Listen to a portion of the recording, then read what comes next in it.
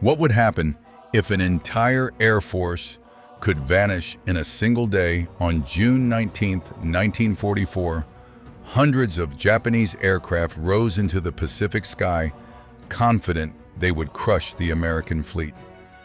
But within hours, nearly 400 planes were shot down in one of the most brutal air battles in history. The world would later call it the day Japan's wings were torn from the sky, and today you're about to see just how terrifying that sky really was. 400 planes rose into the Pacific sky that morning, 400 engines roaring, 400 pilots convinced they would return as heroes. Only a handful did. What happened on June 19, 1944 wasn't just another battle in the Pacific War. It was a massacre in the clouds, a clash so brutally one-sided that it permanently changed the rules of aerial combat. Most people remember Pearl Harbor, but almost no one remembers the day the United States shattered Japan's air power in a single morning. And that story begins before sunrise. The Pacific sky was still wrapped in darkness, a thin line of orange light bleeding across the horizon. Beneath it, Task Force 58 waited. Engines rumbled across the carrier decks like beasts pacing inside cages. Sailors moved quickly through the dim light, their silhouettes swallowed by the haze of fuel fumes and sea salt.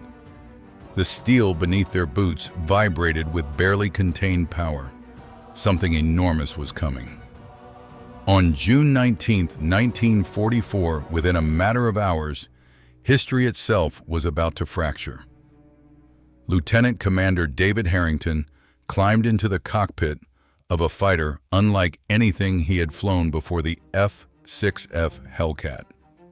This wasn't just another aircraft. It was America's answer to every painful lesson learned earlier in the war, a machine engineered to crush the myth of Japanese aerial superiority. Harrington ran his hand along the armored fuselage. 6.50 caliber machine guns rested inside its wings, silent but ready. Beneath the cowling, a massive Pratt & Whitney engine roared to life, its power shaking the entire aircraft. The Hellcat didn't purr, it growled. And in that moment, Harrington understood this wasn't simply a fighter. It was a predator built to hunt the Zero. Beyond the carriers, the ocean stretched endlessly, calm, flat, almost peaceful. But the calm was a lie. Intelligence reports had warned them.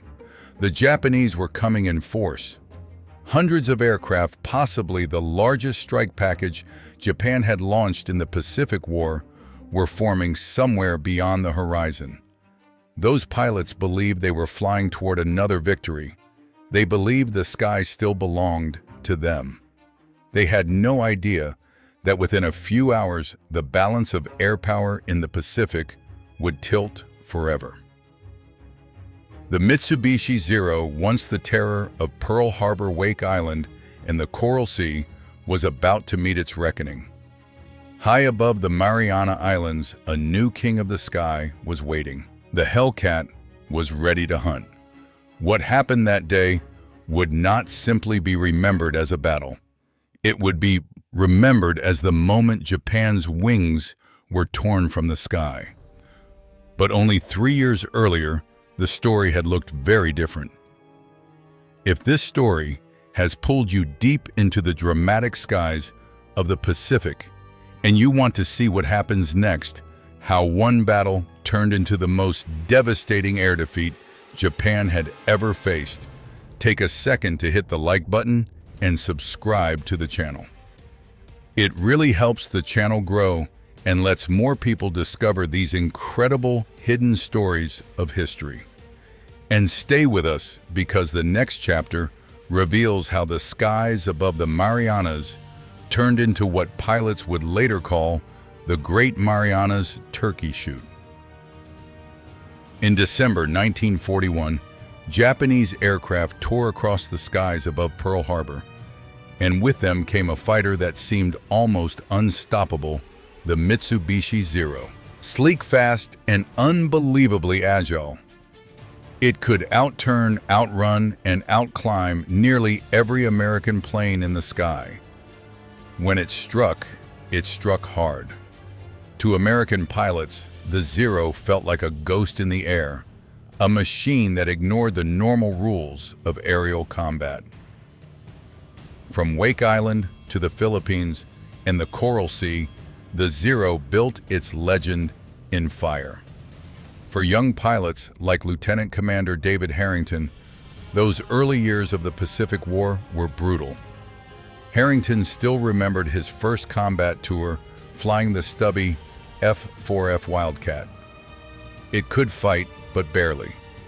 Against the Zero, every maneuver felt like a death sentence. You couldn't climb with it. You couldn't turn with it. The only chance was to dive fire quickly and hope you escaped before the Zero got behind you. American losses began to mount not just planes, but pilots. Many of them had only weeks of combat experience before being thrown into the sky against veterans. And the Zero devoured them. The lesson became painfully clear. Courage alone would not win this war. If America wanted to survive in the Pacific, it needed a new weapon. By mid-1942, engineers at Grumman Aircraft began designing that answer. They studied combat reports from pilots who had barely survived encounters with the Zero. Every weakness was noted, every strength analyzed. Their conclusion was simple. The new fighter wouldn't try to outturn the Zero. Instead, it would overpower it. The result was the F6F Hellcat. The Hellcat was built like a flying fortress, an armored cockpit, self-sealing fuel tanks, and 6 heavy .50 caliber machine guns. It wasn't elegant or delicate.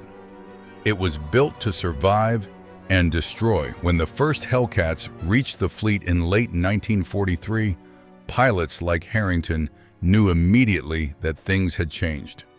The Hellcat climbed with power dove like a hawk and could absorb damage that would turn a Zero into a fireball. Even better, it was simple to fly, giving new pilots a real chance to survive combat. But the Hellcat was only part of the story. Behind it stood the massive power of American industry. While Japan struggled to replace even a few aircraft each month, American factories were producing thousands. While Japanese training programs shortened flight hours, American cadets graduated with more than 300 hours in the cockpit. The numbers were becoming impossible to ignore. By 1944, the balance of air power in the Pacific had shifted. The Zero was no longer the hunter, it was becoming the hunted. That shift would be tested in the Mariana Islands, a scattered chain of islands whose control meant the ability to strike Japan itself. Admiral Raymond Spruance and Admiral Mark Mitcher assembled the massive task force, 58 15 carriers, hundreds of ships, and nearly 1,000 aircraft, most of them Hellcats. Across the ocean, Admiral Jisaburo Ozawa prepared Japan's counterattack with 9 carriers and every pilot he could gather. Some were veterans, but many were barely trained, some with fewer than 50 hours of flight time. The contrast was stark. One side fought with overwhelming industry training and modern aircraft. The other fought with fading strength and a legend that was already beginning to crumble. On the night of June 18th, Harrington walked the carrier deck, the air thick with gasoline and salt spray. He stopped beside his Hellcat tail, number 29, and looked out across the dark Pacific. Somewhere beyond that horizon, the Japanese fleet was coming. But this was no longer 1942, and by sunrise, the reign of the Zero would end. The dawn of June 19, 1944 arrived with a strange electricity in the air. Not fear, not dread. Something sharper like the Pacific itself sensed history was about to shift. Aboard the carrier, USS Independence, Lieutenant Commander David Harrington tightened the straps of his flight gear. Around him, the flight deck roared with motion. Mechanics shouted over the wind, handlers shoved fighters into launch position, and ordnance crews dragged belts of ammunition across the steel deck. The salty sea wind carried the sharp smell of fuel. Every man there understood one thing: this day might decide the fate of the Pacific. At the center of the organized chaos stood Captain Walter Green, commander of Air Group 22. A veteran of Midway Green had watched friends burn inside shattered Wildcats. His face was worn by war, his voice rough as gravel, but his eyes were sharp, burning with a quiet fury. He pointed at the tactical board. "Gentlemen," he said, steady and direct, "today is the reckoning. Task Force 58 stretches across 15 miles of ocean. Our battleships hold the line. Our carriers deliver the punch. And you," he paused, looking at the pilots one by one, "you are the shield. The Japanese will throw everything they have at us. Your job is to throw it back harder." Beside Harrington stood his wingman, Lieutenant Samuel Ortiz, barely 20 years old. Dark hair, quick grin, nerves of steel. Ortiz had flown combat only twice before, but he carried himself like a seasoned pilot. "Think they'll come all at once?" Ortiz asked. Harrington gave a thin smile. "If they're smart," he said. "But smart doesn't win wars anymore. Mass does." And mass was exactly what Task Force 58 possessed. 15 fast carriers, 7 battleships, 8 heavy cruisers, dozens of destroyers, and nearly 900 aircraft circling above them, most of them powerful F6F Hellcats. Deep inside the carrier's radar screens glowed in the dim light of the combat information centers. Reports began flooding in. First a handful of contacts, then dozens, then hundreds. A massive wave of enemy aircraft rising from the western horizon. On the bridge of his flagship, USS Lexington, Admiral Mark Mitcher stood calm and motionless, his expression unreadable. His orders were short and precise: launch combat, air patrol, vector fighters, to intercept, hold the line. Far across the Philippine Sea, Admiral Jisaburo Ozawa gathered his own Storm 9 carriers and nearly 400 aircraft. But the men climbing into those cockpits were not the legendary aces of 1941. Many were barely trained boys with fewer than 50 hours of flight time. Some flew aircraft so fragile their thin metal skin could ignite with a single burst of tracer fire. Yet they still launched, driven by duty desperation and the fading belief that the zero still ruled the sky. Back aboard the Independence, Harrington climbed onto the wing of his Hellcat. Tail number 29 gleamed in the early morning light. He ran a hand across its riveted skin. This fighter had already saved his life twice. Unlike the Zero, it could take punishment and keep flying.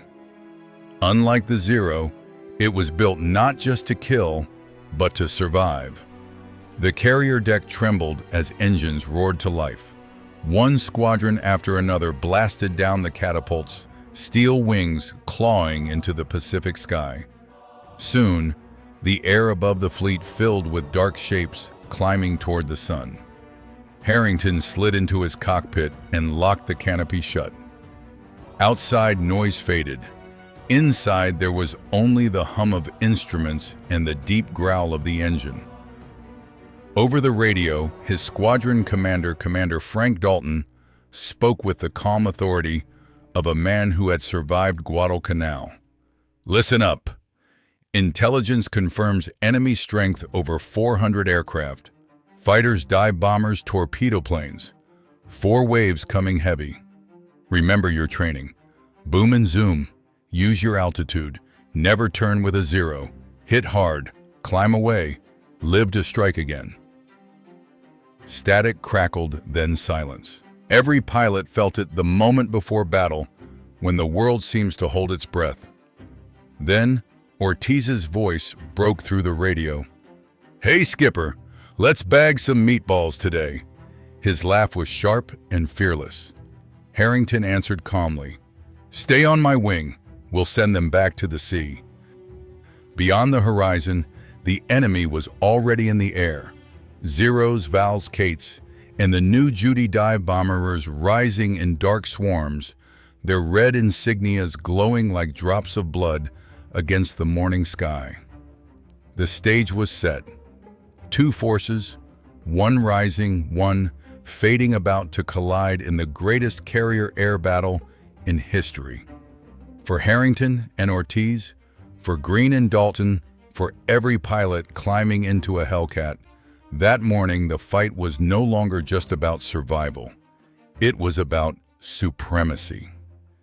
And within hours, the world would learn who truly owned the skies.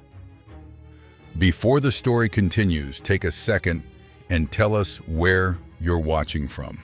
Are you in the United States, the United Kingdom, Australia, Canada, India, Vietnam, or somewhere else in the world? Drop your country in the comments. It's always incredible to see how many different places these history stories reach. At 8:30 a.m., the order finally came. Launch all fighters. Instantly, the flight deck exploded into motion. Deck crews moved with practiced precision as Hellcats were pulled into position, wings locked, and fuel lines detached. The catapult officer raised his hand, engines thundered, and one by one, the fighters roared down the deck and leapt into the morning sky. Lieutenant Commander David Harrington felt the violent jolt as the catapult hurled his Hellcat forward. A split second later, he was airborne, climbing fast into the bright Pacific dawn as the USS Independence shrank into a small gray dot on the ocean below. On his right wing, Lieutenant Samuel Ortiz slid smoothly into formation. The 2 fighters climbed together through cool morning air until the fleet became a shadow beneath scattered clouds. "Stay tight," Harrington called over the radio. "Always," Ortiz replied. At 15,000 feet, the first warning crackled across the radio. Multiple enemy aircraft approaching from the west, dozens of them. Moments later, Captain Walter Green's voice followed, "All units intercept. Do not let them through." Ahead, the horizon slowly darkened. Shapes appeared, first faint, then countless. A massive swarm of Zeros, dive bombers, and torpedo planes racing toward Task Force 58. Commander Frank Dalton spoke calmly over the radio. "Remember your training. Boom and zoom. Hit once, climb away. Do not turn with a zero." Harrington climbed above the enemy formation. Altitude meant life. From above, he could strike like a hawk. "Hammer flight." "Follow me," he said, pushing the throttle forward.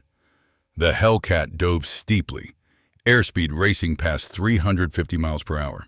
At 1,000 yards, he locked onto a zero that never saw him coming.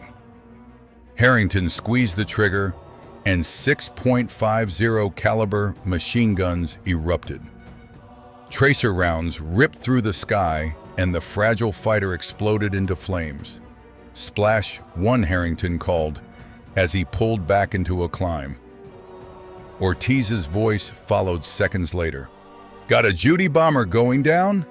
Harrington glanced over just in time to see the enemy dive bomber spiraling toward the ocean. Within minutes, the sky turned into chaos. Hellcats slashed through the Japanese formations again and again, diving from above, firing deadly bursts, then climbing away before the Zeros could react. Suddenly, Ortiz shouted, "Skipper, I've got trouble!"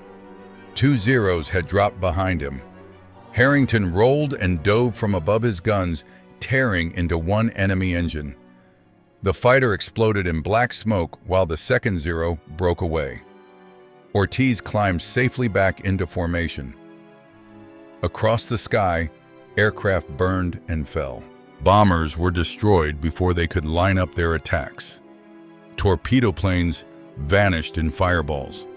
The ocean below filled with wreckage, flaming fuel, and drifting parachutes.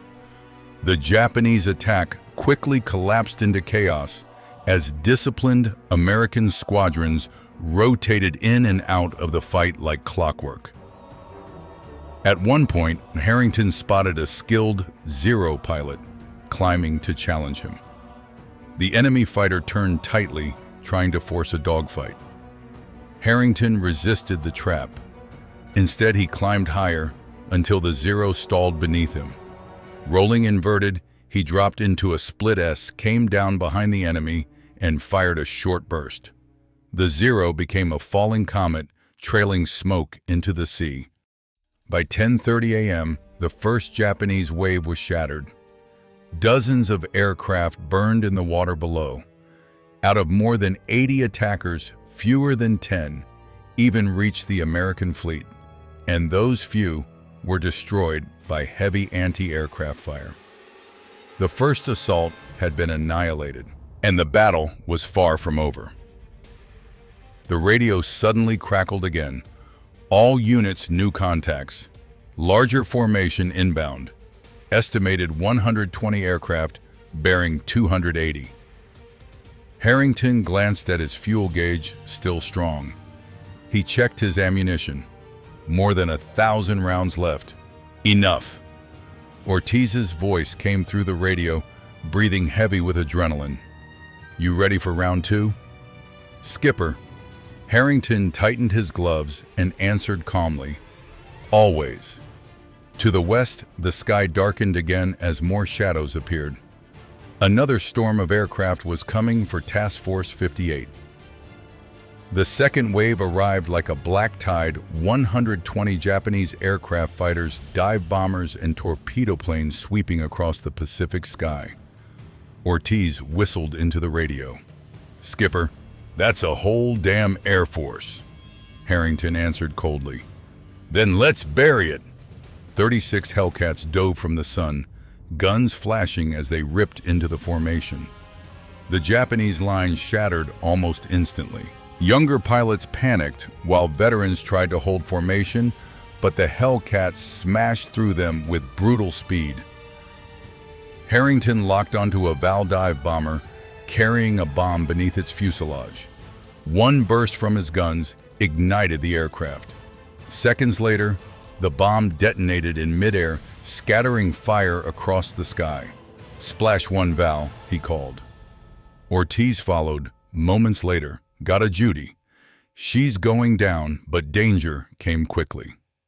A Zero slipped behind Harrington, and gunfire stitched across his wing. The Hellcat shuddered as Harrington rolled hard and dove straight down. The Zero chased him, too eager. At 5,000 feet, Harrington pulled sharply into a climb. The Hellcat surged upward while the Zero stalled beneath him. Harrington flipped over and dropped behind the enemy fighter, firing a short burst. The Zero exploded into flames. "Splash another," he muttered. Across the sky, the same story repeated. Hellcats attacked from above again and again, using speed and altitude to tear through Japanese formations. Zeros twisted desperately, trying to drag them into turning fights, but the American pilots refused the trap. Captain Walter Green's squadron intercepted the torpedo bombers, the same Nakajima B-5N Kate aircraft that had attacked Pearl Harbor. Slow and exposed, they stood a little chance. Green himself destroyed 2 in a single pass as the ocean below filled with burning wreckage. Still, the Japanese kept coming. Around noon, radar detected a third wave, another 80 aircraft. Ortiz whispered, "Good God," Harrington steadied him. "They're throwing everything they have." Fresh Hellcat squadrons launched, while others landed to refuel the defense, rotating smoothly. Many of the new pilots were barely trained, struggling just to stay in formation. Harrington destroyed a Judy bomber in a single dive, while Ortiz shot down a Zero with a clean burst. Radios filled with excited voices splash one another. Val down as the sky filled with smoke trails and falling aircraft. At 1:15 p.m., radar spotted a fourth wave, about 50 aircraft, many outdated training planes, and obsolete bombers. Commander Frank Dalton spoke calmly over the radio. "Gentlemen, finish it." The Hellcats attacked with ruthless efficiency. Within minutes, the final wave collapsed, its aircraft torn apart before reaching the fleet. Then the sky fell silent. Harrington leveled out at 12,000 feet, scanning the empty horizon. The massive swarms were gone. Only drifting smoke and scattered wreckage remained. Ortiz spoke quietly. "Skipper, how many do you think we got?" Harrington exhaled slowly. "Too many to count." Below them, the ocean was littered with debris, burning oil slicks stretching for miles, broken wings floating in the waves. By mid-afternoon, the numbers were staggering: nearly 400 Japanese aircraft destroyed, while American losses were fewer than 30. It wasn't just a victory, it was annihilation. And in those skies above the Philippine Sea, the legend of the Zero finally died. Its myth burned away as the Hellcat claimed complete control of the sky. Before we continue the story, here's a question for you. Did anyone in your family serve during World War II? Maybe a grandfather who fought in the U.S. Navy, Army, Air Force, or perhaps a relative who served in the forces of Britain, Canada, Australia, Japan, Germany, or the Soviet Union. If you have a family story connected to that time, share it in the comments. The name, the country they served, or even a small memory passed down through your family. It's always powerful to see how many real lives were connected to the history we're talking about. By late afternoon, the sky above the Philippine Sea had gone strangely quiet. The massive swarms of aircraft were gone.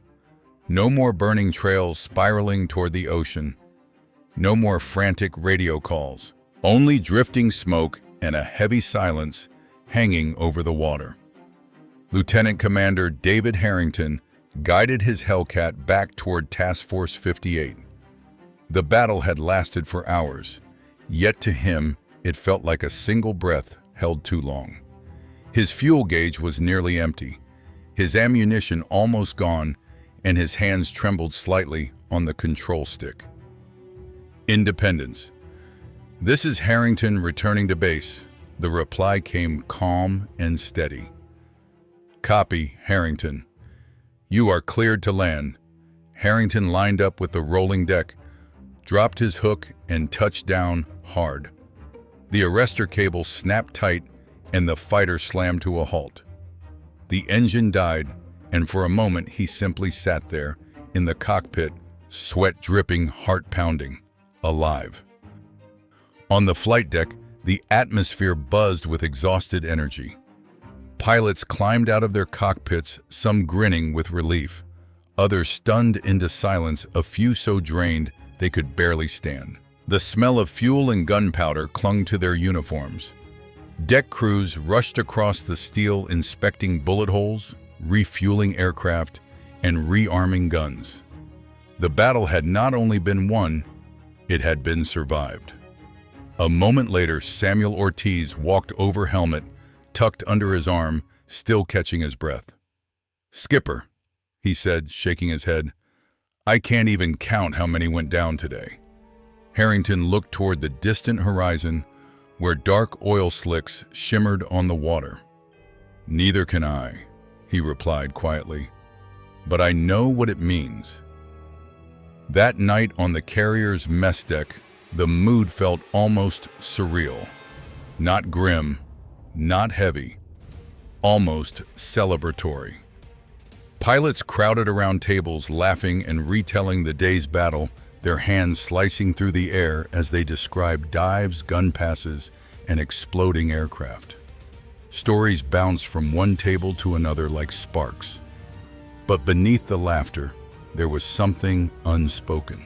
Every man in the room knew how close the battle could have been, how easily things might have gone differently if not for the Hellcat, if not for their training, and if not for the overwhelming strength of American industry behind them. Late that evening, Captain Walter Green stood before the squadron. His voice carried over the low hum of engines and the distant crash of waves against the carrier's hull. "Gentlemen," he said slowly, "today we destroyed Japanese carrier aviation." He paused before continuing. "Not weakened, not damaged, destroyed." Then he gave the numbers. Nearly 400 enemy aircraft gone while American losses were fewer than 30. The room fell completely silent. Because sometimes numbers speak louder than any speech ever could. That night, David Harrington found himself thinking back to 1942, to the chaos of Pearl Harbor, and the early days of the Pacific War. Back then, American pilots climbed into stubby Wildcats and faced the legendary Zero, a fighter that seemed almost unstoppable. Harrington still remembered the helpless feeling of watching a Zero twist around his aircraft like smoke faster and lighter than anything the United States had in the air. 2 years earlier, the sky had belonged to Japan. Now standing on the carrier deck beneath the dark Pacific sky, the feeling was completely different. What had once been despair had become something else entirely: supremacy. Harrington leaned quietly against the railing, staring out across the endless black ocean. In the distance, faint fires still burned on the horizon where aircraft had crashed into the sea. Somewhere out there, survivors drifted among the wreckage. Young Japanese pilots, many barely more than boys, who had never truly stood a chance. For Harrington, the victory felt sharp, but not sweet. "We broke them today," he murmured softly, "and they'll never recover." The truth was impossible to ignore. Japan had lost far more than airplanes that day. It had lost the one thing it could never replace: its experienced pilots. The veteran air crews who had carried the empire across the Pacific since 1941 were now gone. Replacements would come, of course, but they would be inexperienced boys with barely 50 hours of flight time, flying outdated aircraft straight into the guns of American Hellcats. Meanwhile, across the ocean, American factories continued to roar without pause. Nearly 2,000 aircraft every month rolled off production lines. New squadrons graduated every week. Each pilot trained, equipped, and ready for combat. The American war machine had become overwhelming, and now it was unstoppable. By midnight, the official tally confirmed what the pilots already knew. Nearly 395 Japanese aircraft destroyed. American losses just 29 planes. A kill ratio better than 14-1. It was more than a victory, it was a turning point. From that day forward, the men of Task Force 58 would never again fear the Zero. The following morning, the Pacific looked strangely peaceful. There were no swarms of enemy fighters, no black columns of smoke rising into the sky. Only the steady hum of American carriers moving westward across calm water. But history had already changed. On June 19, 1944, Japanese naval aviation effectively died, not quietly and not in retreat, but in fire and smoke above the Philippine Sea. Nearly 400 aircraft lost in a single day. Veteran pilots gone. Decades of hard-earned experience erased. A force that had once terrorized the Pacific, shattered forever. For the men of task, Force 58, the meaning of that day was unmistakable. From that moment on, American carriers could sail where they wished and strike when they wished. The sky now belonged to them. The F6F Hellcat had done more than win a battle. It had ended an era. Fast, heavily armed, and rugged enough for rookie pilots, yet deadly in the hands of veterans. The Hellcat became one of the most successful fighters of the war. By the time World War II ended, it had destroyed more than 5,000 enemy aircraft with a remarkable 19-to-1 kill ratio, one of the greatest records in aviation history. But numbers alone could not explain its true legacy. The Hellcat was not a miracle machine. It was not invincible. What it truly represented was something far larger. It was proof that training, adaptation, and industrial power could overcome even the most feared enemy. The painful lessons learned at Pearl Harbor and in the early battles of the Pacific had not been wasted. America had found its rhythm of war. While Japan struggled to maintain a shrinking group of elite pilots and produce a few hundred aircraft each month, American factories built thousands. New pilots graduated constantly trained and ready. The balance of power had not simply shifted, it had been crushed. Lieutenant Commander David Harrington would never forget that day. Not the roar of the engine, not the flash of tracers, not the sight of enemy aircraft falling into the sea. That evening he stood quietly on the carrier deck, watching the sunset paint the Pacific in deep red light. Around him, rows of Hellcats rested with their wings folded like silent guardians. Pilots laughed and traded stories alive after a battle that could easily have gone the other way. Yet beneath the victory, there was a quiet weight. Harrington knew something many men did not say out loud, that those Japanese pilots had fought bravely, and that many of them had been young men sent into a battle they could never win. The legacy of what would later be called the Great Marianas Turkey Shoot was not just victory. It was a warning about the new nature of modern war. No longer was victory decided by a handful of legendary aces. War had become a contest of systems, of factories, training programs, and nations capable of building more machines, training more pilots, and sustaining the fight longer than their enemy. In that kind of war, the United States had become unstoppable.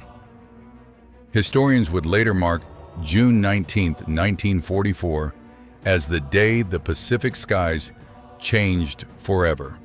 The day Japanese naval aviation effectively ceased to exist as a major fighting force. For Harrington, Ortiz Green Dalton, and the thousands of pilots who fought that day, it was the moment they proved something greater than courage. They proved supremacy. From that point forward, American carriers struck wherever they wished. Saipan, Guam, Tinian, Iwo Jima, Okinawa, all beneath the shadow of Hellcat wings. Only months later, American bombers would begin striking Tokyo itself. And when the war finally ended in 1945, Hellcats circled above Tokyo Bay, guarding the historic surrender ceremony aboard the USS Missouri. The Zero was gone. Its reign, its legend, its terror had ended. In its place stood the Hellcat symbol of a nation that had turned the tide of war. The great Marianas Turkey Shoot was more than a victory. It was the moment the sky itself was decided. But this was only one chapter. The Pacific still burned, and the war was far from over. If this story captured your interest, stay with us for more battles, more machines, and more forgotten voices from history. And if you enjoy stories like this, subscribe to the channel and join us as we continue exploring the shadows of the past, because history is never truly silent.